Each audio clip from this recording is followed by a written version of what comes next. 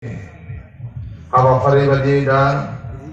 motivational program for civil service experience come LS addition to achiever. Arbe habafari kuno दैदेननाय बे हाबाफारिनो मासिगिरि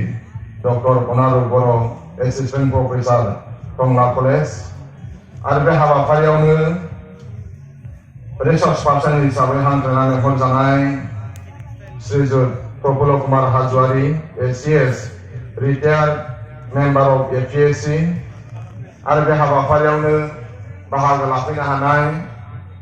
दुलाराय बर' फरायसा आफादजों गोबाव सम सोलोंथाइनि सायाव खामानि मावबोनाय मानाव गेदेर रंजन कुमार बरुवा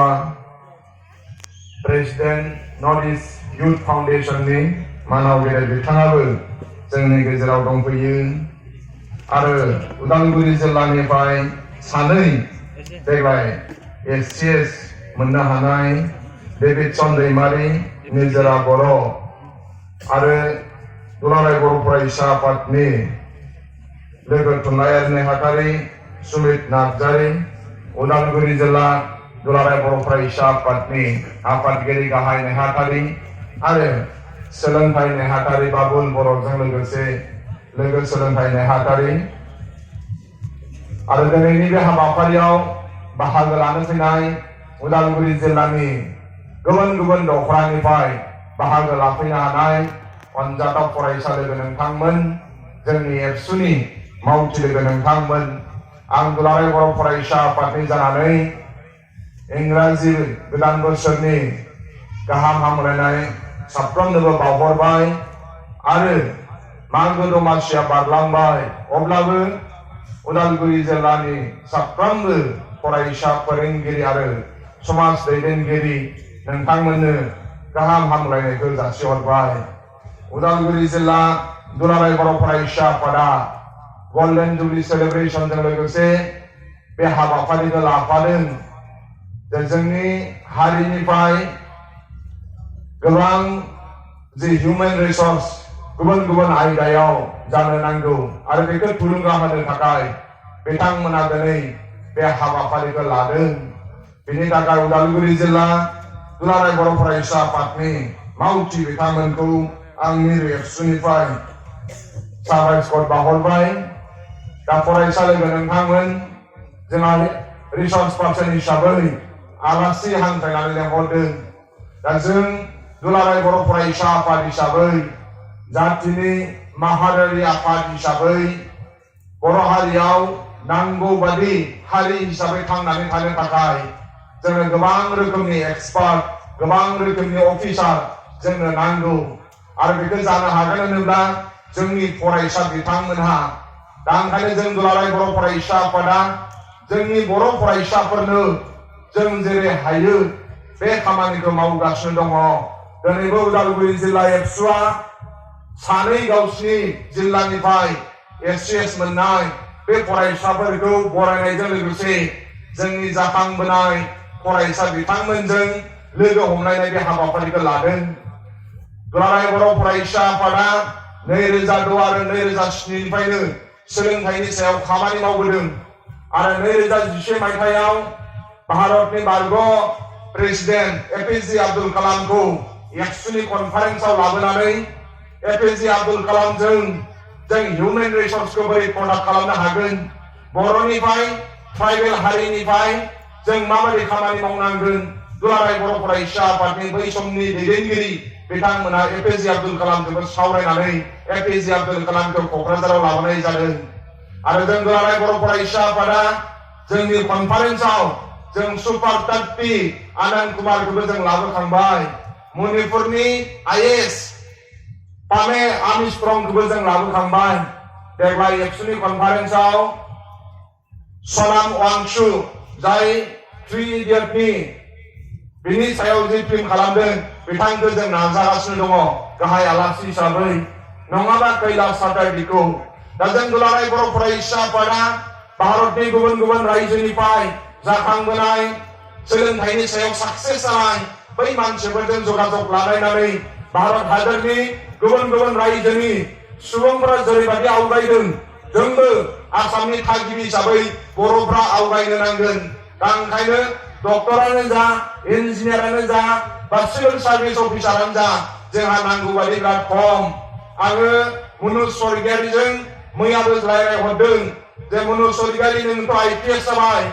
नाथाय नोंजों लोगोसे नोंनि फंबाय बिनानाव बिथांमोनखौबो जों IPS खालामबावनो हानांगोन। बेखौ बिथाङाबो आं रायज्लायहरदों आरो बिथाङाबो जोंनो गोबां सुबुरुन हरदों। आरो मैया हराव आङो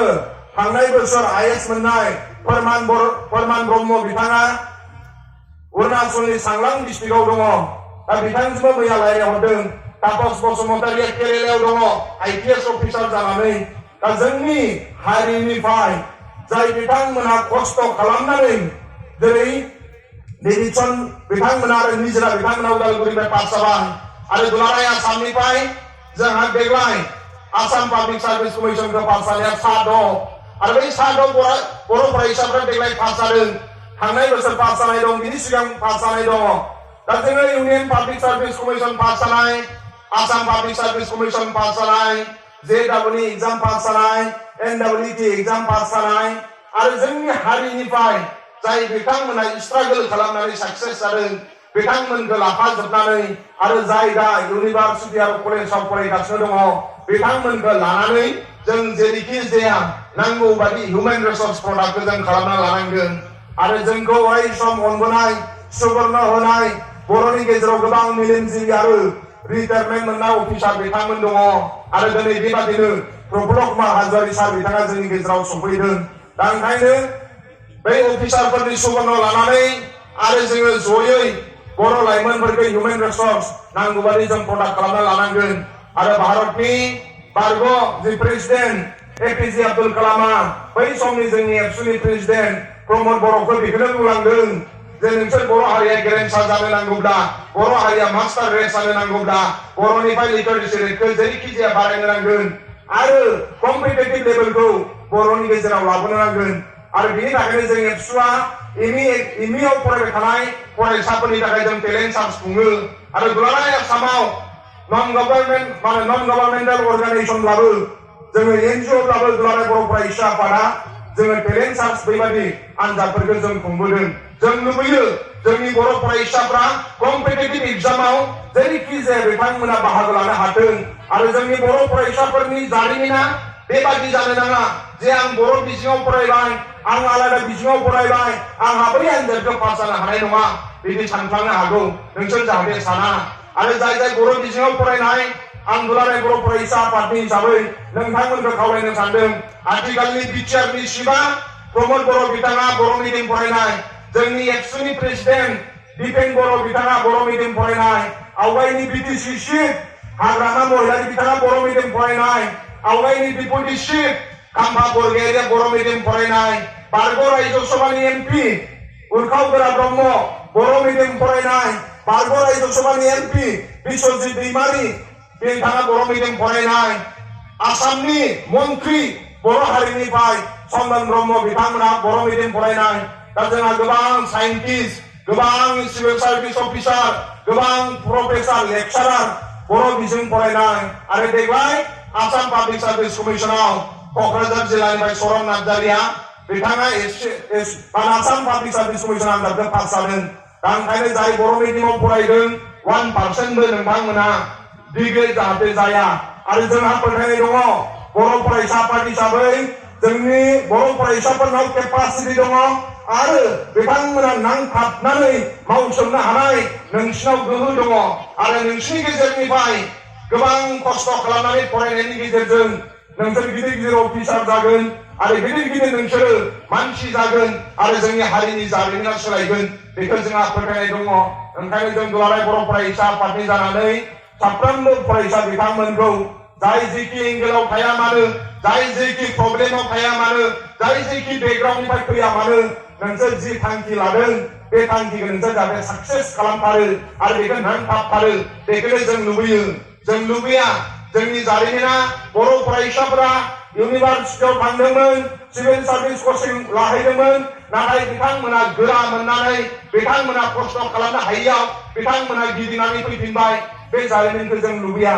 जोंनि जारिमिना बेबायदि जानांगोन जोंनि बर' फरायसाफोरा जि थांखि लायो बिथांमोना नांथाबनानै नाजाथाबथारनानै बिथांमोना जेरैखि जाया साक्सेस जायो बेसो जोंनि जारिमिन जानांगोन आरो बेबादिनो गुबुन गुबुन रायजोनि फरायसाफोरा मालाय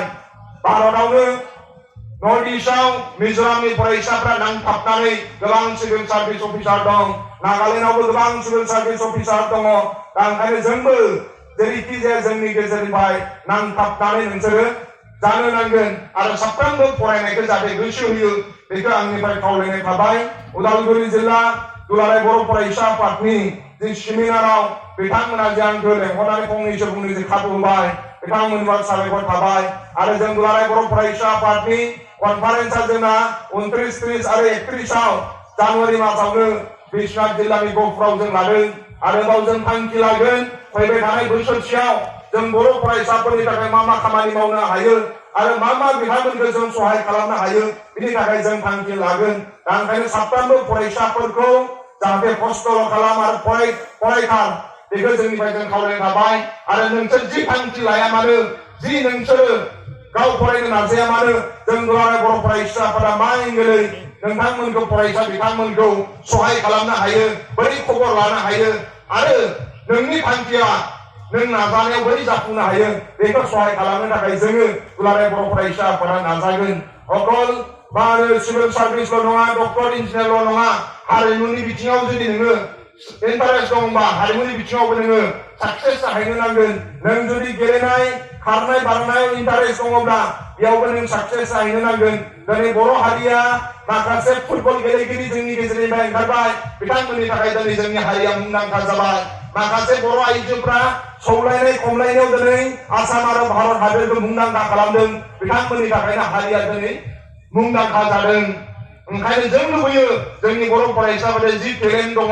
बे टेलेन्टआ जाहाथे बाहेरायाव फैनो नांगौ आरो बेयाव जोङो माहारियारि आफाद हिसाबै माबायदि सहाय खालामनो हायो जों सहाय खालामगोन उदालगुरि जिल्लानि सिङाव थानाय गुबुन गुबुन गामिनि फरायसा बिथांमोना सम एबसु अफिसाव फैनानै